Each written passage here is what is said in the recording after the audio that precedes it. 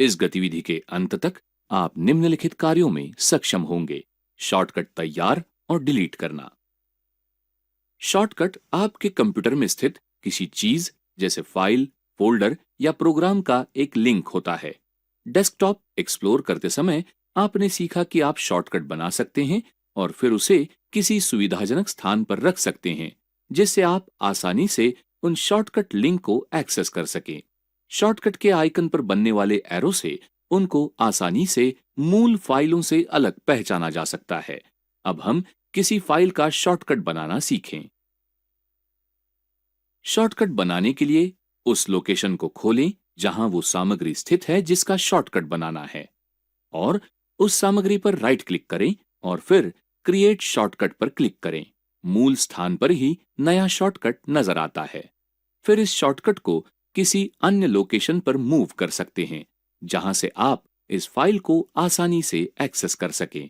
इसी प्रकार फोल्डरों के शॉर्टकट भी बनाए जा सकते हैं। सीधे डेस्कटॉप पर शॉर्टकट तैयार करने के लिए आइटम पर राइट क्लिक कीजिए और send to desktop create shortcut को सिलेक्ट कीजिए। आप स्टार्ट मेन्यू से आइटम को आपकी इच्छा के अनुसार किसी भी स्थान के लिए ड्रैग करके शॉर्टकट तैयार भी कर सकते हैं। शॉर्टकट को डिलीट करने के लिए शॉर्टकट पर राइट क्लिक कीजिए और डिलीट पर क्लिक कीजिए। जब आप शॉर्टकट डिलीट करते हैं तो केवल शॉर्टकट हटता है, मूल आइटम डिलीट नहीं होता। आप इस गतिविधि के अंत में पहुंच गए हैं। आपने सीखा शॉर्टकट तैयार और डिलीट करना।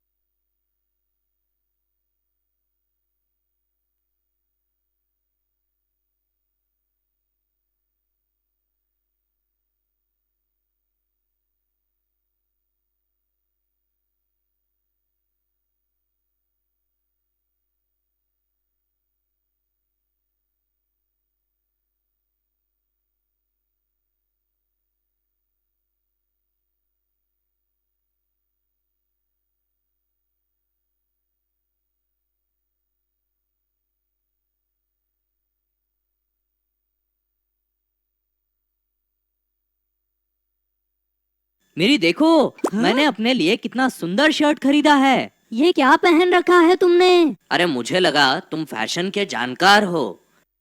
ये एक सुंदर फॉर्मल शर्ट है। ऐसे लग रहा है जैसे तुम पर बारकोड लगाया हो।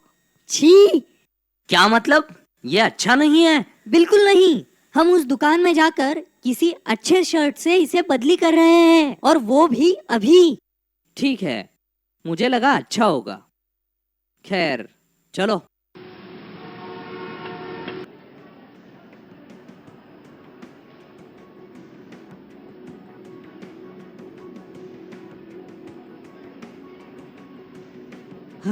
हाँ, हमें वहाँ जाना है।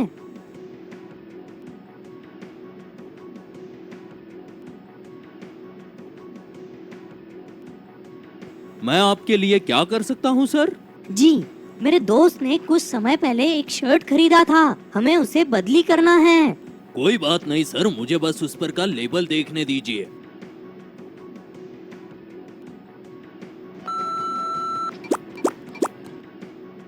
लीजिए महाशय, इस शर्ट की कीमत 600 रुपए है। ये या इससे ज्यादा कीमत वाले कोई भी शर्ट से आप ये शर्ट बदली कर सकते हैं। वाह मेरी, बस इन लाइनों से उसे शर्ट की कीमत कैसे पता चली? ये लाइनें लगभग उस शर्ट पर छपे हुए नमूने की तरह ही है। क्या ये वही कोड है जिस तरह मैं दिख रहा था, ऐसा तुमने आरोप किया था? हाँ तीरी, ये वही है जो मैंने कहा था। इसे बारकोड कहते हैं। बारकोड? ये क्या होता है? जैसे तुम देख रहे हो, कोड लाइनों से बनी होती है। ये लाइनें मोटाई में कम ज्यादा होती है। ये एक अनूठा नमूना होता है और ये किसी भी वस्तु को सौंप सकते हैं। अभी ये इस शर्ट को सौंपा है। अच्छा, पर ये लाइनें शर्ट की कीमत के बारे में कैसे बताती है? अरे मेरी, शर्ट की कीमत, निर्माता का नाम, निर्माण की तारीख आदि जानकारी पहले से कंप्यूटर पर इस बारकोड से जोड़ी होती है। मतलब ये जानकारी पढ़ने के लिए उन्होंने इस साधन का इस्तेमाल किया था। उन्होंने जिस साधन का इस्तेमाल किया था उसे बारकोड कहते हैं। वह एक स्कैनर होता है जो वो कोड स्कैन करके पहचानता है। वह जानकारी वो कंप्यूटर को भेजता है और फिर कंप्यूटर उस कोड का अनुवाद करता है और जानकारी दिखाता है। अरे ये तो सच में अनोखा है। तीरी, इसके विपरीत दुकानों में यूपीसी या यूनिवर्सल प्रोडक्ट कोड नामक व्यवस्था का भी उपयोग किया जाता है। मैं बताऊं, उत्पाद के विवरण और सौंपा गया कोड सर्वत्र पंजीकृत होता होगा। हाँ तीरी, ये उत्पाद, भंडार, बिक्री आदि का रिकॉर्ड बनाए रखने में भी मदद करता है।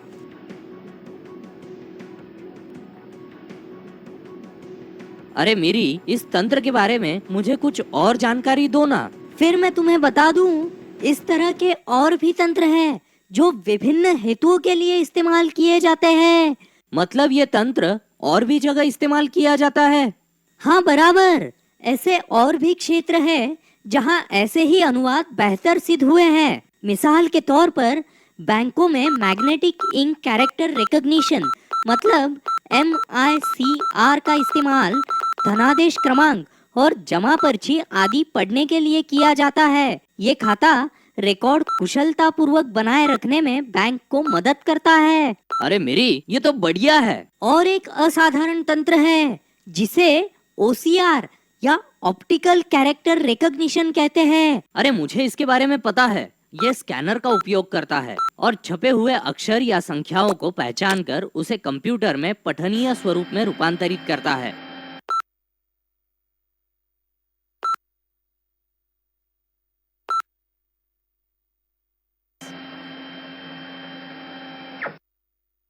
पर क्या तुम्हें OMR के बारे में पता है? तुम बस मुझे नीचा दिखाने की कोशिश कर रहे हो अभी। अरे मेरी, मैं भला ऐसा क्यों करूंगा? सच में यार, OMR नामक चीज होती है। ये ऑप्टिकल मार्क रिकॉग्निशन का संक्षिप्त रूप है। ये तंत्र पेंसिल से किए गए निशान महसूस करता है। ये ज्यादातर बहुविकल्प प्रश्नों की परीक्षा के जवाब जांचने के लिए इस्तेमाल किया जाता है। वाह, पर तुम्हें ये सब कैसे पता है? वैसे ही जैसे तुम्हें बारकोड के बारे में पता है। तुमने भी जरूर ये सारी जानकारी इंटरनेट पर ही देखी होगी।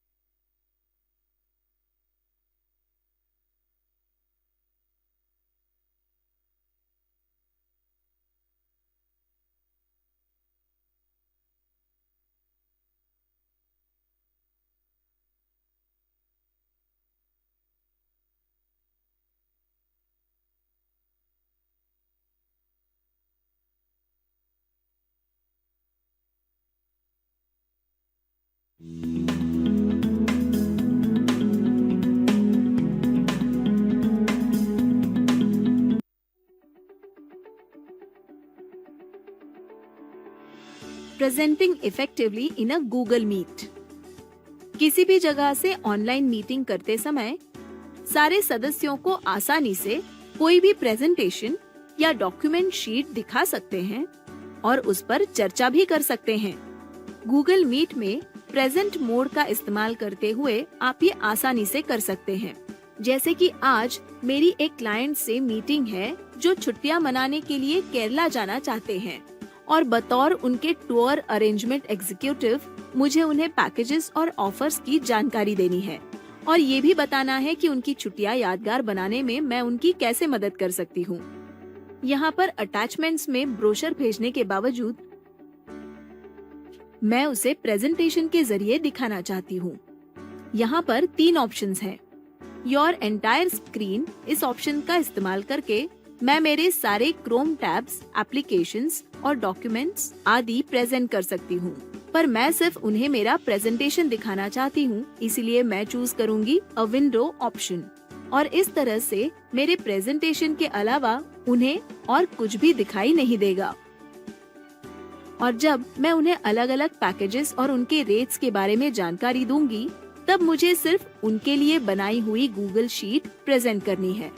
तो अब मैं अ क्रोम टैब ऑप्शन सिलेक्ट करके उसमें से सही टैब सिलेक्ट करके उसे शेयर करूंगी। मुझे यकीन है कि मेरे क्लाइंट इस मीटिंग एक्सपीरियंस से बहुत खुश हो जाएंगे और इस वेकेशन के लिए मैं उन्हें बुक कर लूंगी। और आप भी गूगल मीट में इन ऑप्शंस का इस्तेमाल करके अपना प्रेजेंटेशन इफेक्टिव बना सकते हैं। Google Meet, using captions and using host controls. किसी भी मीटिंग में अलग अलग विषयों पर चर्चा होती है, जैसे कि महत्वपूर्ण निर्णय करना और कार्यवाही की योजनाएं बनाना, और इसीलिए हर सदस्य का सक्रिय सहभाग होना जरूरी होता है। इसलिए जिन सदस्यों को सुनने में परेशानी होती है और जिन्हें भाषा का लहजा और उच्चारण समझने में मुश्किल होती है, ऐसे सदस्यों की समस्याएं सुलझाने के लिए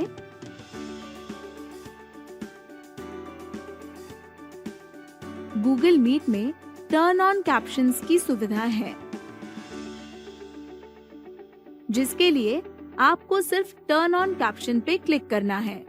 उसके बाद आप स्क्रीन पर कैप्शंस देख पाएंगे। चूंकि आप मीटिंग के होस्ट हैं, स्क्रीन शेयरिंग और चैटिंग के माध्यम से आप मीटिंग कंट्रोल कर सकते हैं।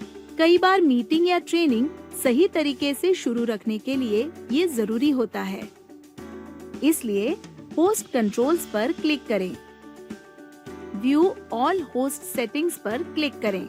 यहाँ आपके लिए ऑडियो और वीडियो से संबंधित ट्रांसमिशन और रिसेप्शन की सेटिंग्स भी मौजूद है, और होस्ट कंट्रोल्स में बाकी सदस्यों के लिए स्क्रीन शेयरिंग और चैटिंग के ऑप्शंस एनेबल या डिसेबल करने की सुविधा है। अगली बार मीटिंग होस्ट करते समय वो अधिक इफेक्टिव, प्रोडक्टिव और फोकस्ड रखने के लिए इस फीचर का इस्तेमाल जरूर करें।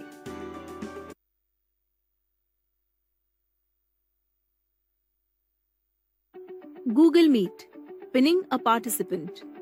गूगल मीट पे मीटिंग अटेंड करते समय क्या आपके साथ कभी ऐसा हुआ है? कोई अपनी स्क्रीन शेयर करके महत्वपूर्ण बात समझा रहा हो और दूसरा सदस्य बीच में ही बात करें और उनका वीडियो स्क्रीन इंटरप्ट करें, जिसकी वजह से वो इम्पोर्टेंट प्रेजेंटेशन आप देख न सके, तो सिर्फ एक क्लिक से ही आप इससे बच सकते हैं।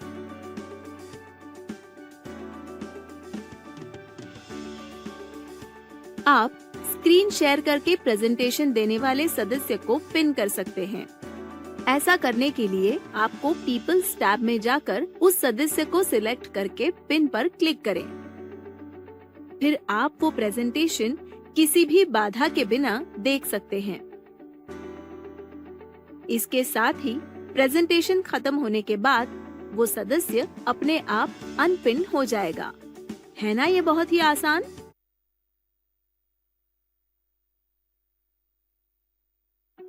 Google Meet, recording the meeting and sharing the recording and chat transcript. Meetings या इवेंट्स में कई सारी चीजें होती हैं, जैसे कि डिस्कशंस, ब्रेनस्टॉर्मिंग्स, नई संभावनाएं एक्सप्लोर करना और डिसीजंस लेना, और इसीलिए किसी भी बिजनेस के लिए ये बहुत जरूरी है। इसीलिए मिनट्स ऑफ मीटिंग बहुत महत्वपूर्ण है। अब ऑनलाइन मीटिंग्स की सुविधा के साथ हमें इन मीटिंग्स को रिकॉर्ड करने की सुविधा भी उपलब्ध है, और भविष्य में भी इसका इस्तेमाल कर सकते हैं।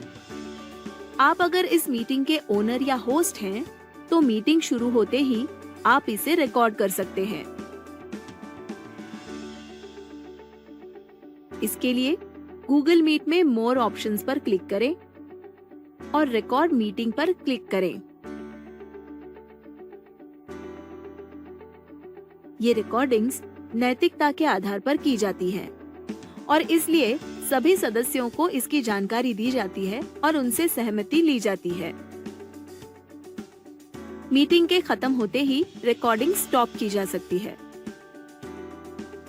इस मीटिंग का वीडियो और चैट ट्रांसक्रिप्ट सभी सदस्यों को उपलब्ध हो सकता है और ये आपके गूगल ड्राइव पर सेव होगा।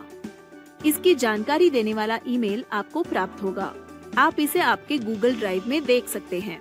सारी एक्टिविटीज, प्लानिंग्स और ट्रेनिंग्स पर नजर रखने का ये एक आसान तरीका है। तो अगली बार मीटिंग होस्ट करते समय इसे जरूर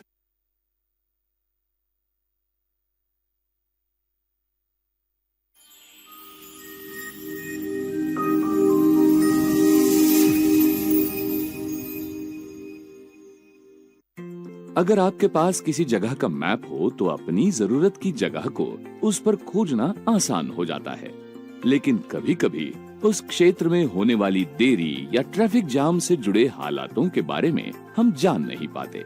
लेकिन गूगल मैप का इस्तेमाल करके आप रियल टाइम ट्रैफिक की परिस्थितियां यानी हालात देख सकते हैं और उसके हिसाब से अपना रास्ता तय कर सकते हैं।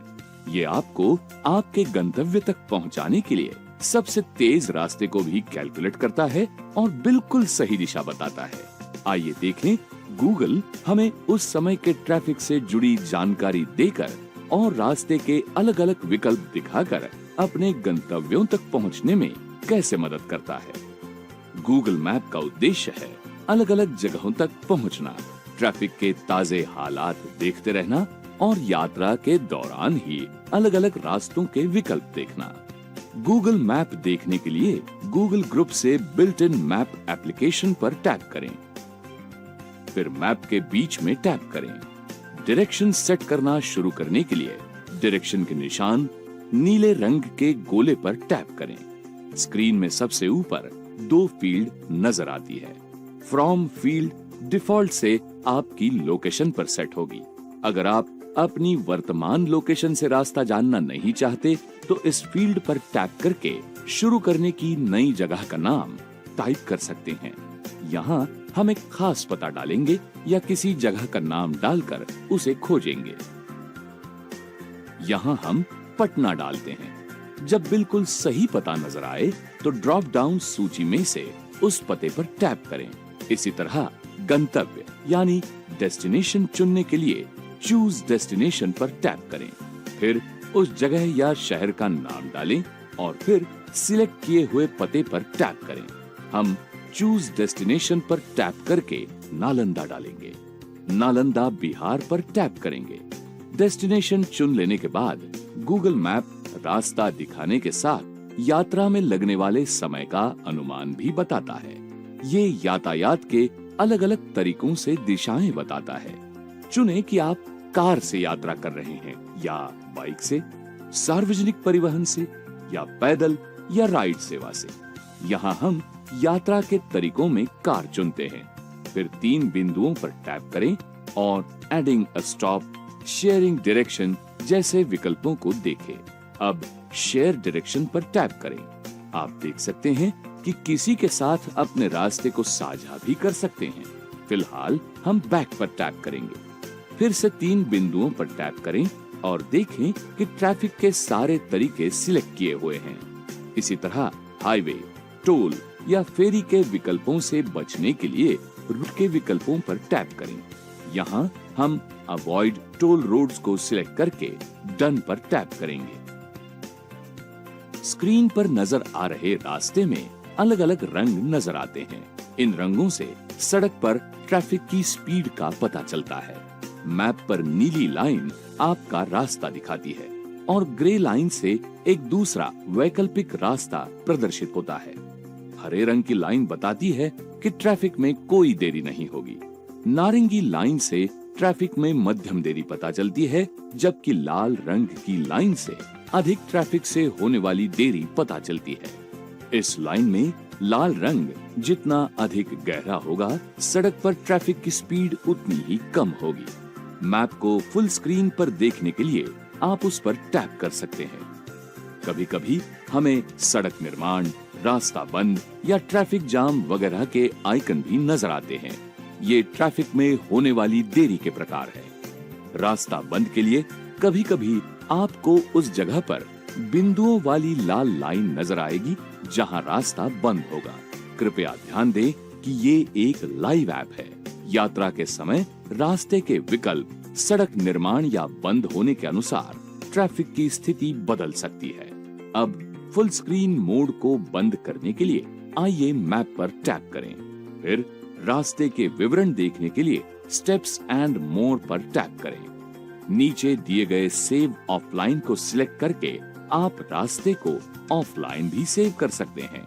स्क्रीन पर सबसे ऊपर यात्रा में लगने वाले समय का अनुमान और दूरी दिखाई देती है। जब आप तैयार हों तो हर स्टेप पर रास्ते का प्रीव्यू देखने के लिए प्रीव्यू पर टैप करें। नीचे दिए गए एरो पर टैप करके आगे बढ़ें। हालांकि अगर आप वर्तमान लोकेशन से नेविगेशन शुरू करते हैं तो प्रीव्यू बटन की जगह स्टार्ट बटन आ जाएगा। तो अगली बार किसी जगह जाने से पहले उस रास्ते को पहले से जानने के लिए गूगल मैप का इस्तेमाल जरूर करें और अपना समय बचाएं।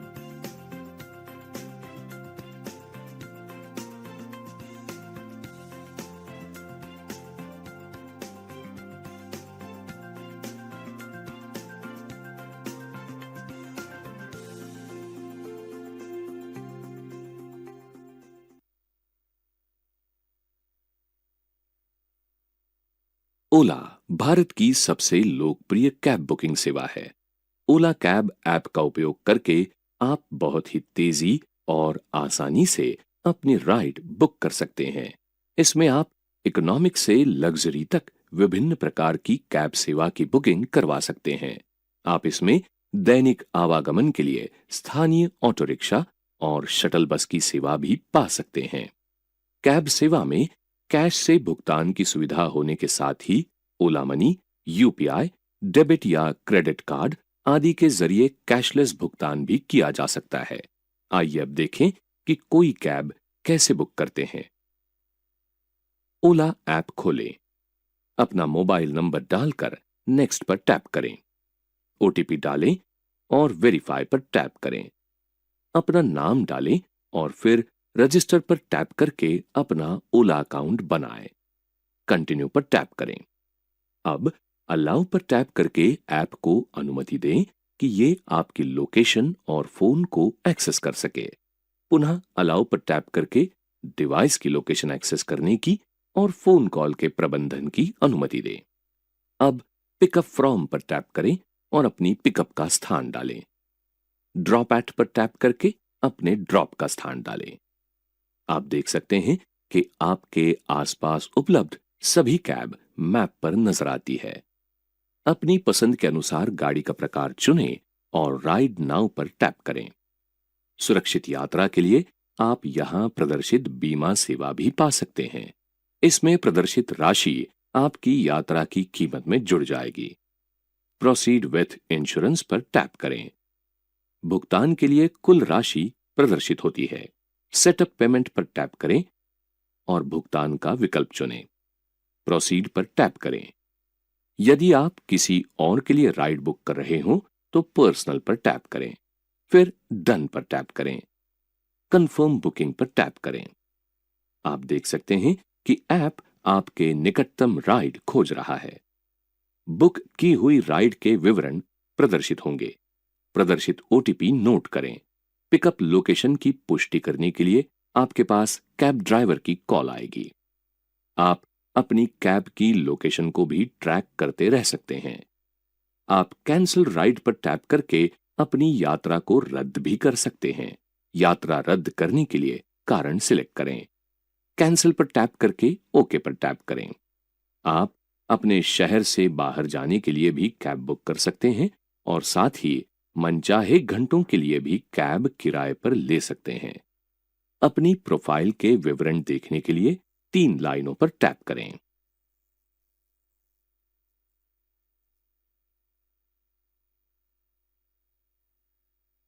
मेक माई ट्रिप ऐप एक ऑनलाइन ट्रैवल बुकिंग ऐप है।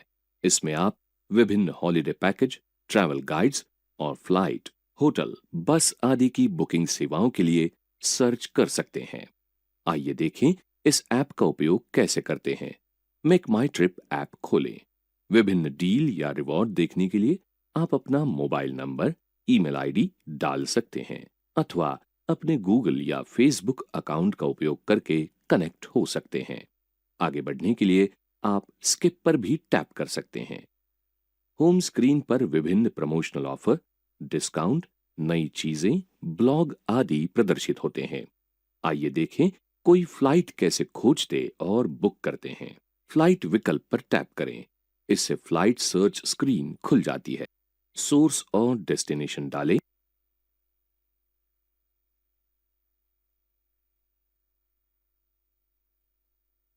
तारीख, यात्रियों की संख्या, क्लास चुनें और फिर सर्च पर टैप करें। इससे आपकी सर्च के अनुरूप फ्लाइट्स की सूची प्रदर्शित होती है। अपनी यात्रा के लिए सुविधाजनक फ्लाइट सिलेक्ट करें और फिर कंटिन्यू पर टैप करें। अब ऐड न्यू एडल्ट पर टैप करें और जेंडर सिलेक्ट करके विवरण डालें। डन पर टैप करें। संपर्क संबंधी जानकारी डालें और फिर बुक फ्लाइट पर टैप करें। एड-ऑन्स को जरूरत के अनुसार सिलेक्ट या स्किप करें। अपनी पसंद से भुगतान का तरीका सिलेक्ट करें और विवरण डालें। बुकिंग जारी रखने के लिए आप कंटिन्यू पर टैप कर सकते हैं। इसी प्रकार आप होटल, हॉलिडे पैकेज, बस, ट्रेन आदि के लिए भी सर्च कर सकते हैं। ट्रिप्स विकल्प में आपकी कोई आगामी, पूरी या कैंसिल की हुई यात्राएं होंगी तो वे प्रदर्शित होंगी। माय ऑप्शन में आपके अकाउंट का विवरण होता है। वॉलेट विकल्प में वॉलेट का बैलेंस नजर आता है। हेल्प विकल्प से आपको अपनी बुकिंग और अन्य जानकारी में मदद मिलती है।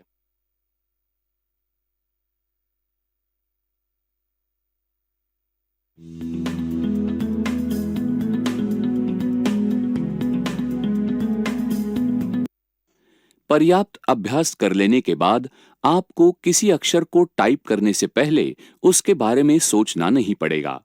उदाहरण के लिए कैट शब्द टाइप करते समय आपको इस तथ्य को याद रखने की जरूरत नहीं रहेगी कि सी अक्षर को टाइप करते समय आपको मध्यमा उंगली का उपयोग करना है, ए के लिए कनिष्ठा उंगली का और टी के लिए सांकेतिका का उपयोग करना है। जब आप इस शब्द को टाइप करने चलते हैं तो आपकी उंगलियां बिना इस विषय में सोचे हुए स्वाभाविक रूप से इसे टाइप करेंगी। हालांकि मसल मेमोरी के तथ्य को प्राप्त करने के लिए आरंभ में अधिक समय और प्रयास करने की आवश्यकता है और चूंकि आपको सुविधाजनक लगता है, केवल इसलिए मध्यमा उंगली का उपयोग जरूरत से अधिक न करें। टाइप करना सीखते समय आपकी उंगलियों की गति को यथासंभव कम करना महत्वपूर्ण होता है। प्रत्येक हाथ के अपने आयाम है और संभव है कि आपकी गति स्क्रीन पर नजर आ रही गति के समान न नजर आए। यदि आपको किसी विशिष्ट कैरेक्टर तक पहुंचने के लिए अपनी उंगलियों को उनके होम रो से दूर ले जाना पड़ता है तो तब तक ठीक है जब तक कि आप उस गति के प्रति जागरूक हैं और उंगलियों को उनके होम रो की स्थिति में बनाए रखने के लिए अपना पूरा प्रयास कर रहे हैं। अभ्यास और समर्पण अत्यधिक महत्वपूर्ण सिद्ध होंगे। अपनी पुरानी आदतों को बदलने और नई आदतों को सीखने के समय शुरू में आपको अस्वाभाविक और उलझन का अनुभव हो सकता है। बढ़ी हुई कुशलता के अपने दीर्घकालिक लक्ष्य पर ही ध्यान केंद्रित रखें, जिसके फलस्वरूप आपकी टाइपिंग संबंधी पुरानी आदतों में सुधार होगा। टाइपिंग संबंधी छोटी-छोटी बातें, ट्रिविया। क्या आप जानते हैं स्टुअर्डेसेस केवल बाएं हाथ की उंगलियों का उपयोग करके टाइप किया जाने वाला अंग्रेजी का सबसे लंबा शब्द है और आपके दाहिने हाथ की उंगलियों से टाइप किया जाने वाला सबसे लंबा शब्द लॉलीपॉप है।